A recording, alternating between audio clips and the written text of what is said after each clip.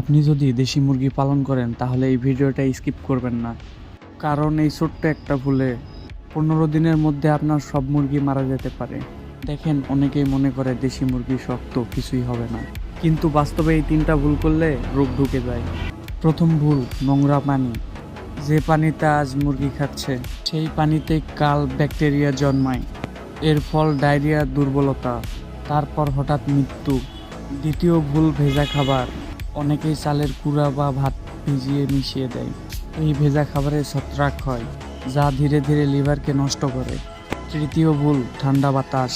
রাতে যদি ঠান্ডা বাতাস লাগে মুরগির ফুসফুস দুর্বল হয়, তারপর শুরু হয় সর্দি, হাসি, আর 2 থেকে 3 দিনের মধ্যে মারা যায়।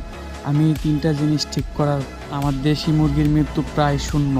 আপনি যদি চান আপনার মুরগি সুস্থ থাকুক তাহলে এই ভিডিওটি সেভ করে রাখুন, চ্যানেলটি সাবস্ক্রাইব করে বেল আইকনটি বাজিয়ে দিন।